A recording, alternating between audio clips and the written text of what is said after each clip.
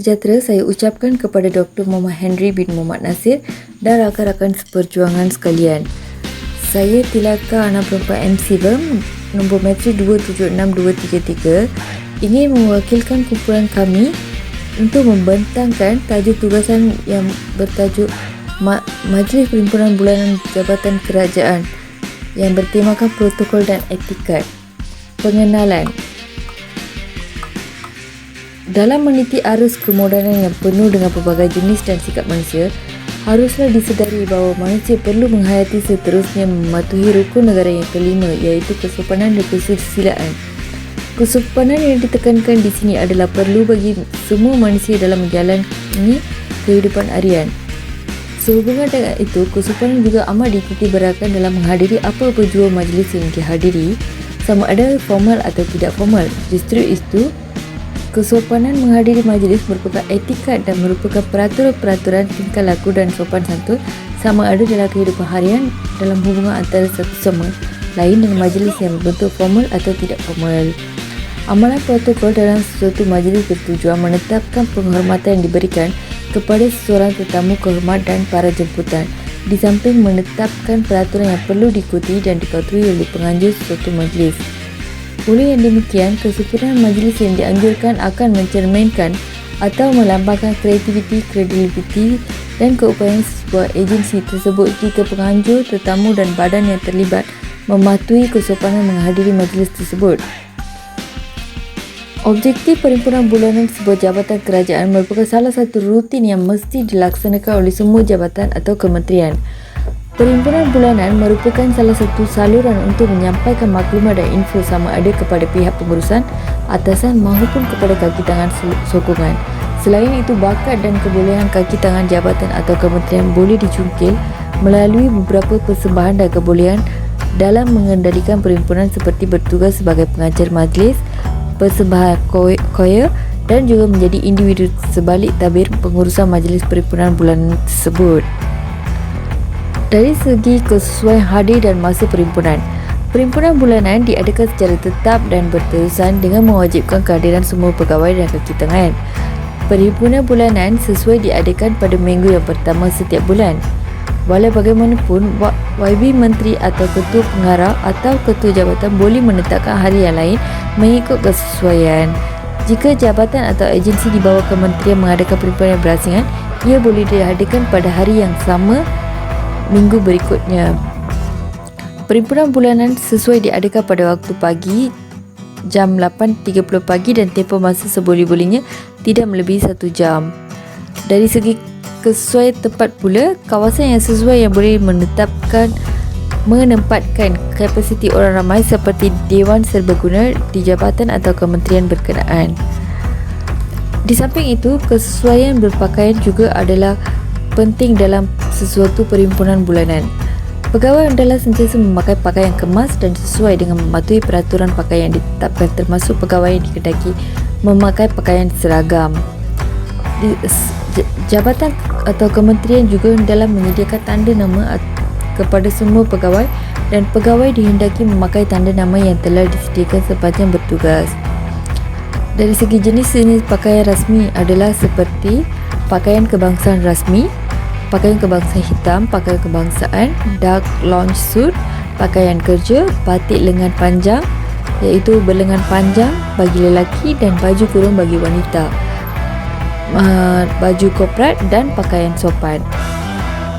Untuk kesesuaian pakaian lelaki bagi pegawai kumpulan pengurusan dan profesional serta kaki tangan sokongan adalah seperti berikut: seluar panjang serta baju kemeja berlengan panjang dan bertali leher.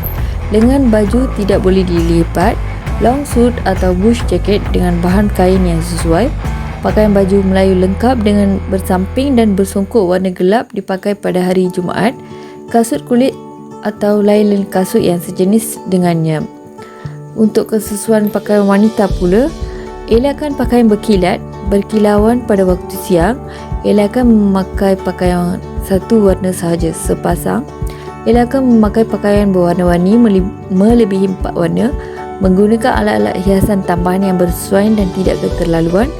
Pemilihan warna atau saiz beg tangan dan warna atau bentuk kasut hendaklah disesuaikan dengan fashion dan warna pakaian serta majlis yang dihadiri. Malah contoh tentatif atau atur cara majlis perhimpunan bulanan adalah seperti berikut. Diikuti dengan nyanyian lagu negaraku, lagu jabatan atau kementerian dan lagu patriotik atau mengikut kesesuaian. Seterusnya pembacaan ikrar integriti, pelancaran kempen, pelancaran sistem kerja dan sebagainya mengikut kesesuaian.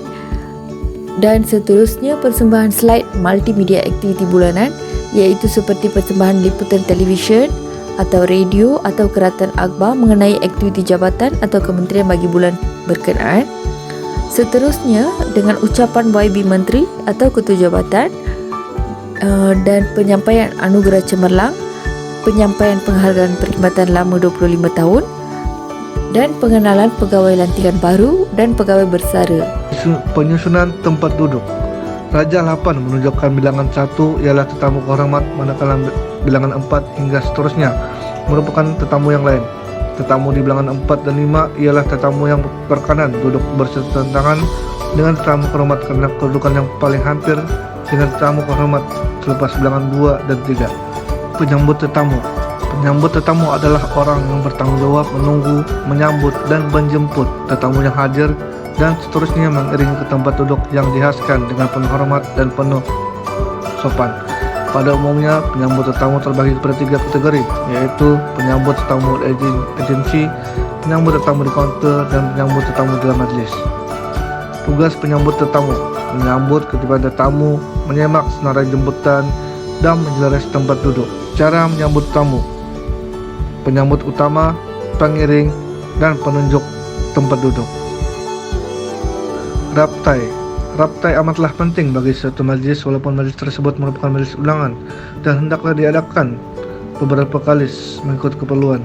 Tujuan raptai ialah supaya mereka yang terlibat tahu akan tugas dan tanggung jawabnya, untuk menentukan urusan majlis, untuk menentukan jangka masa yang tepat, untuk memperbaiki kelemahan yang ada, untuk penyelesaian acara, untuk membiasakan petugas-petugas dengan keadaan tempat.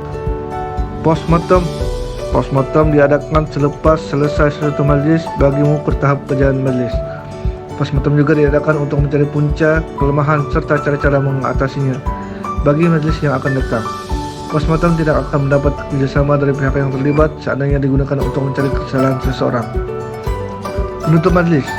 Penghinaan tempat kendaraan resmi tetamu kehormat dan jemputan khas. Semua penyambut tetamu utama mengiringi tetamu kehormat ke kendaraan resmi. Tetamu kehormat meninggalkan majlis dan diikuti jemputan khas mengikut ke kanan bersurat.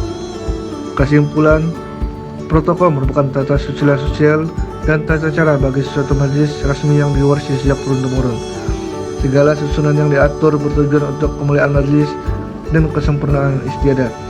Protokol meninggikan budaya bangsa dan negara, juga membentuk tata sosial diri dalam majlis resmi. Protokol juga adalah sebagai panduan dan membantu dalam urusan penilaian majlis resmi di pejabat atau di sekolah.